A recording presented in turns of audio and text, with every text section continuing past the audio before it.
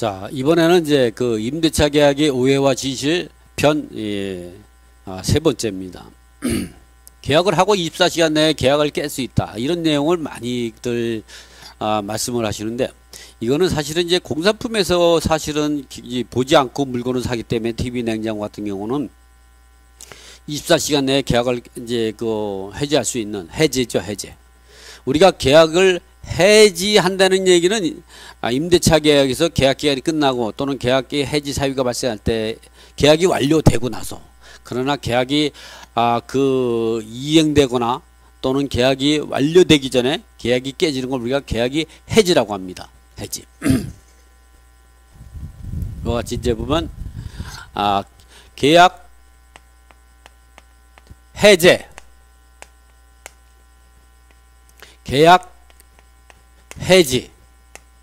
이 계약 해제는 계약금을 지급하는 걸 말하죠. 그리고 계약 이행,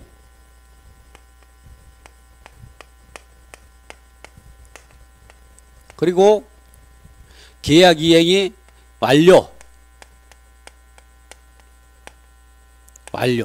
즉 이제 매매 잔금 지급과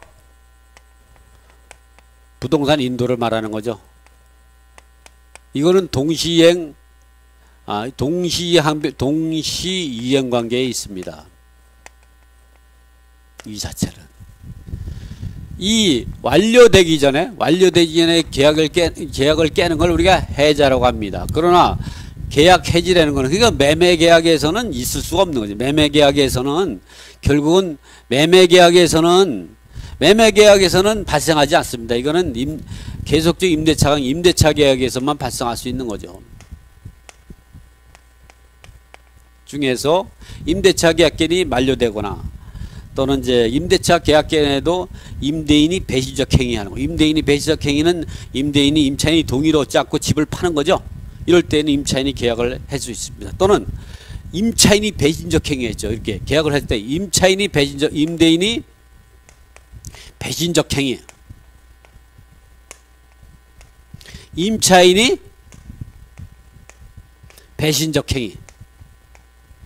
임대인이 배신적 행위는 임차인이 동의 없이 이제 주택을 매도할 때, 매도 시 임차인이 동의 없이 팔 때를 임대인이 배신적 행위라고 하고, 임차인이 배신적 행위는 그 임차권을 임대인이 동의 없이 임차권을 전대차하거나 또는 양도하거나 이런 행위를 말하죠. 또는 이제 임차인이 주택을 자기 마음대로 막 이제 수선하거나 막 이런 경우가 있죠. 또는 뭐 차임을 지급하지 않거나 이럴 때에는 계약을 해지할 수 있다, 이 말이죠.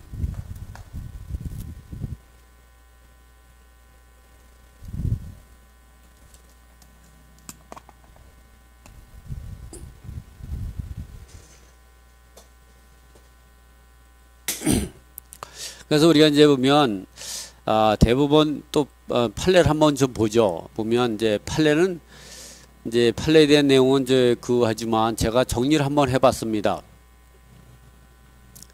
이제 청약은 여기 보이시죠? 청약은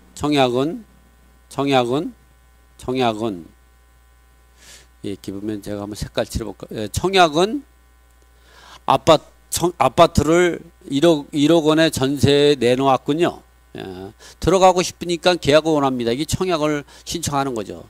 청약은 뭐냐면, 네, 1억 원에 내놓았습니다. 계약합시다. 이 계약하기로 합의가 된 거죠. 그래서 계약금 보증금 10%인 1,000만 원으로 하고 계약금 전세 보증금은 1억 원에 계약하기로 하죠.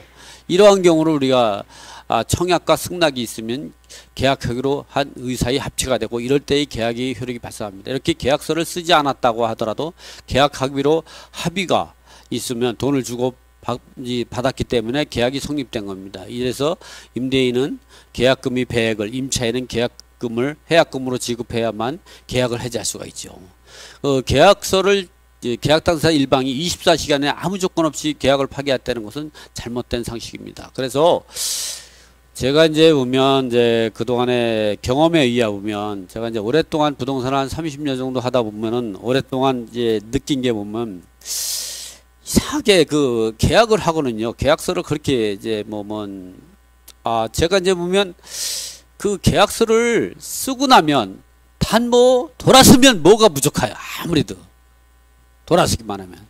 그래서 제가 이래서는 안 되겠다 생각해서 제가 계약에 대해서 좀 정립을 시켜야겠다 생각해서 제가 정립한 책을 보여드릴 테니까 여러분도 나중에 필요하시면 계약서 쓰는데 내게 유리하고 상대방에 불리한 계약을 작성하고 싶다면 꼭 보십시오.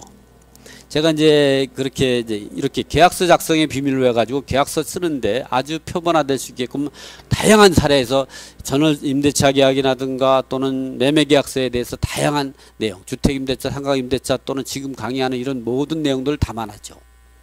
또 그리고 부동산 임대차 계약을 할 때 또 임대차에 대해서 상식이 필요하다면 볼 수 있도록 정리했습니다. 그래서 공인중개사 부분은 이렇게 부동산 임대차 계약 상식사전과 그 계약서 작성의 비밀은 꼭 보셔야 됩니다. 그러다 보니까 또 어떤 현상이 발생하냐면 계약금을 자꾸 떼이는 사람이 있어요. 그래서 전세금을 떼이지 말라고 전세금을 안전에 지키기 법을 제가 만들었습니다. 그리고 궁금하면 물어봐라고 부동산 재테크 Q&A가 있으니까 언제든지 이 책을 참고로 해가지고 하시면 제가 그래서 벌써 계약에 대한 책도 벌써 4권을 썼네요.